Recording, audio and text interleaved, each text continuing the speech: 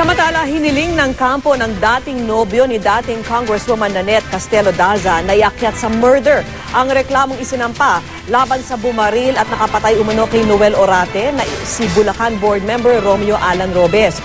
Pinaninindigan naman ng pamilya Daza na self-defense ang ginawang pagbaril ni Robes kay Orate. Saksi si Julio Segovia. Para sa kampo ng napaslang na si Noel Orate, hindi raw sapat na homicide ang reklamong itinapat sa pagbaril umano kay Orate ni Bulacan Board Member Romeo Alan Robes, manugang ni dating Congresswoman Nanette Castelo Daza.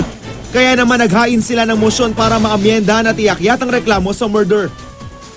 Because yung what was submitted to the office of the city prosecutor was incomplete yung information, no? Para hindi naman sila ma-pressure doon kung sino man nagpa-pressure, kung meron man, ano? I'm not saying na meron, no? Just para mawala lang yung doubt, ano? We will be going to the NBI to request for a investigation. Kabilang sa basehan ng mosyon ng report ng Quezon City Police Crime Laboratory na nakadapa raw si Orate ng datna ng Soko sa tahanan ni Daza sa Catuna Village, Quezon City nitong Biyernes ng gabi. Dead on the spot siya dahil sa 3 tama ng bala sa dibdib at 2 tama ng bala sa tagiliran. Agad ding sumuko ang suspect. No, kung babarin ka sa harap, babaksak ka at nakatihaya.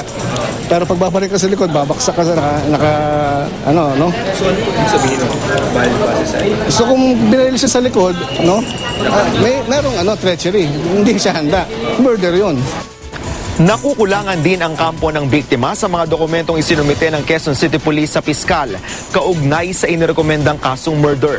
Hindi raw kasi inilakip dito ang Soko report at resulta ng autopsy, kaya ibinaba ng piskal ang kaso sa homicide. Kahapon ay iginiit na ng pamilya Daza na self-defense ang nangyari.